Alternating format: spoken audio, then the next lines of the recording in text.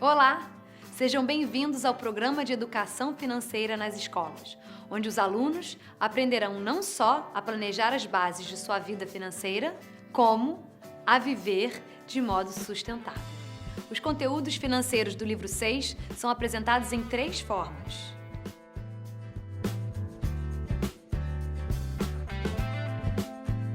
Nas próprias histórias, nas regras da aventura solo e nas tarefas propostas aos alunos no final de cada história. Alguns conteúdos são trabalhados em todas as histórias: orçamento, planejamento, consumo e poupança, porque eles formam os principais elementos do desenho que organiza todos os conteúdos abordados no programa Educação Financeira nas Escolas. Esse desenho é uma balança que possui uma base e 2 pratos. Esses 3 componentes representam os 3 grandes grupos de conteúdo que estão ligados à pergunta que nos fazemos constantemente em relação à nossa vida financeira.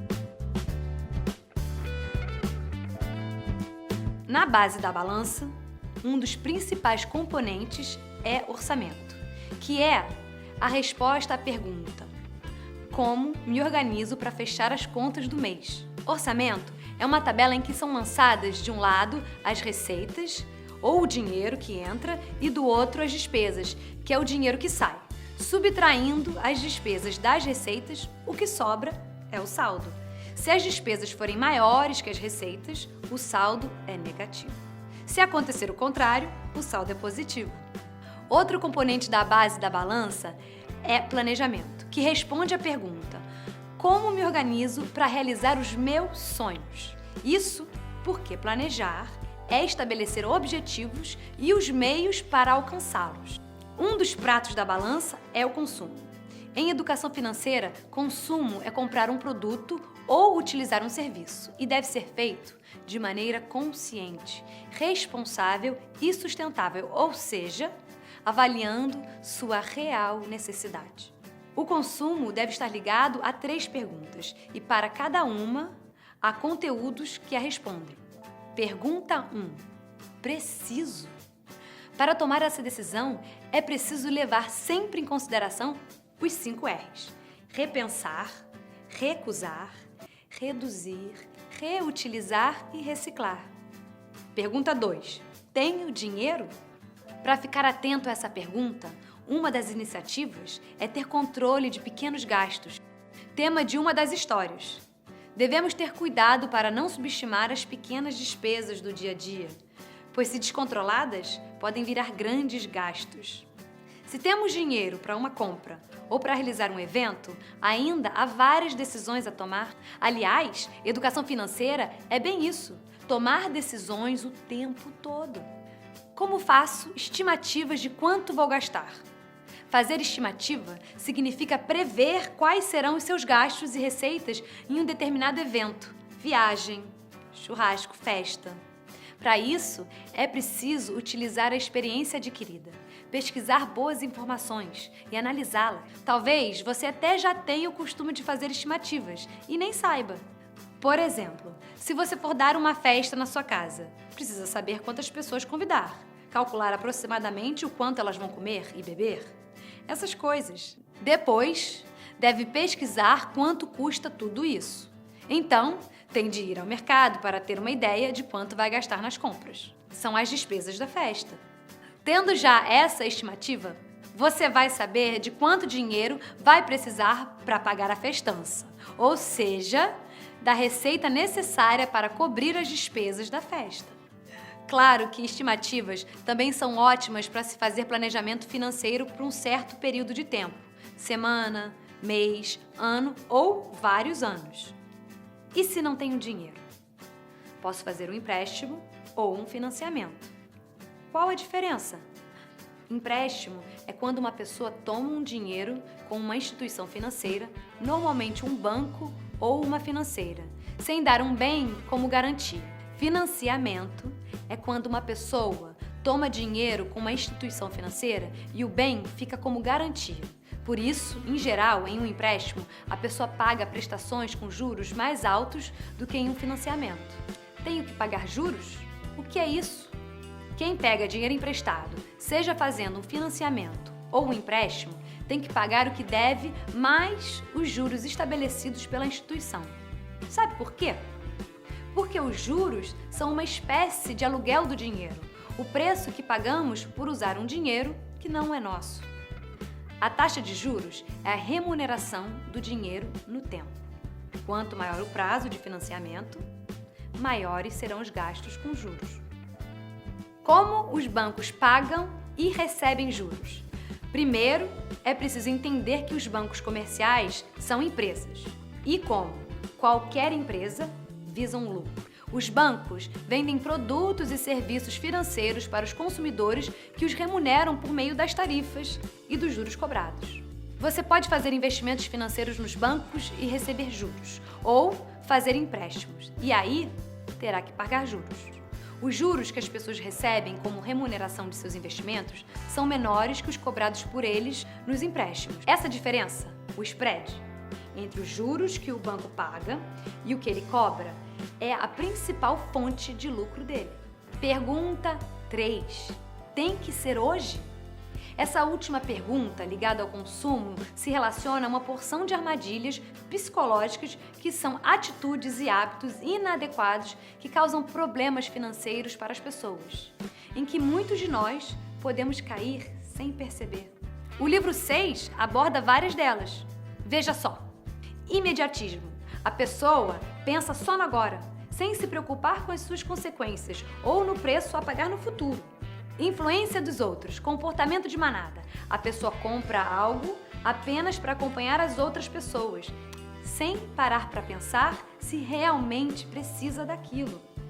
Ostentação. A pessoa se sente submetida à pressão social, acaba gastando demais para se exibir para os outros e pode ter dificuldades para sustentar os bens que adquire. Outras armadilhas que temos que ficar de olho. Otimismo excessivo. A pessoa não enxerga riscos e superestima recursos. Autoconfiança excessiva. A pessoa não acredita que poderá ter problemas, pois eles só aconteceriam com os outros. E se vier a tê-los, tem certeza que vai resolver tudo sozinha. Percepção seletiva. A pessoa não consegue perceber todos os elementos envolvidos, enxerga apenas o que ela já esperava encontrar ou o que a agrada. Framing ou enquadramento. Dependendo da maneira como as informações são apresentadas, o jeito que a pessoa entende pode ser bem diferente, ainda que a mensagem seja a mesma. Quer um exemplo? Compre agora um celular novinho e ganhe 10% de desconto versus o preço do celular baixou de 100 para R$90. A situação é a mesma, mas a primeira frase não te deixa mais inclinada a realizar o negócio? Aversão às perdas, mas não necessariamente aos riscos. Todos temos dificuldade para enfrentar perdas. Em relação ao dinheiro, a dor de perder R$50 é muito maior do que a alegria de encontrar a mesma quantia na rua, por exemplo. Logo, para tentar evitar uma perda, ou porque está inconformada por ter perdido, a pessoa pode acabar correndo riscos que normalmente não correria. É o caso, por exemplo, de quem colocou o dinheiro numa aplicação que começa a não render o esperado. Mas a pessoa se recusa a realizar aquele prejuízo.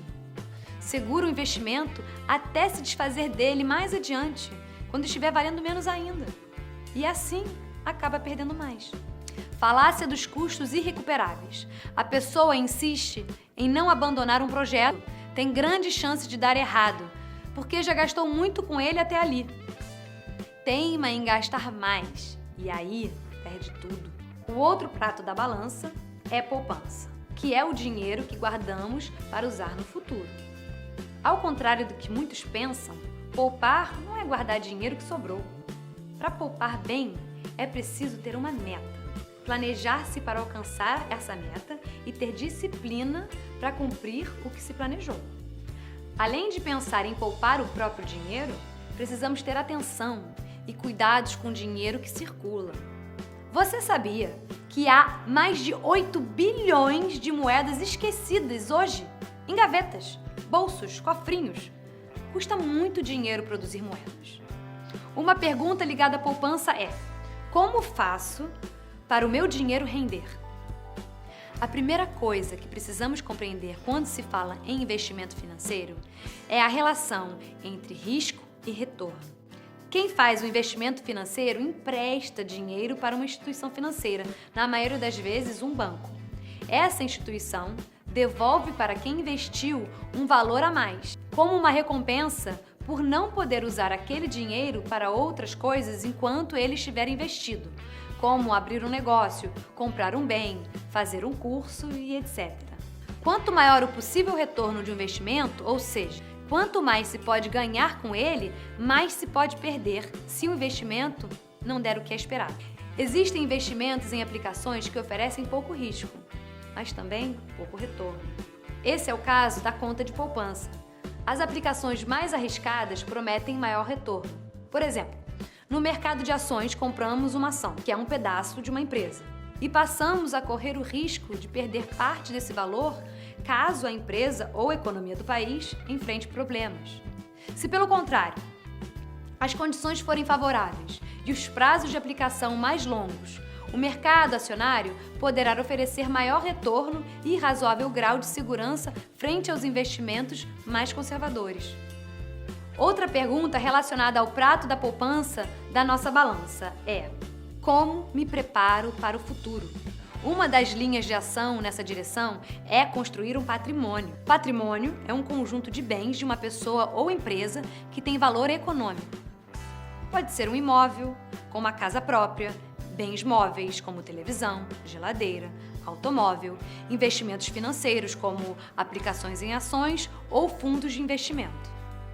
Como posso proteger o meu patrimônio? Uma das possibilidades de proteção é fazer um seguro. Seguro é o contrato em que uma das partes, a seguradora, se obriga a indenizar a outra parte, o segurado, quando acontece determinado sinistro, que é um roubo, um acidente, etc. O valor total para a contratação do seguro pago pelo segurado à seguradora é chamado prêmio de seguro. Outras medidas de proteção do patrimônio são fazer a manutenção dos bens regularmente, fazer a garantia ao adquirir um produto, instalar alarmes e etc.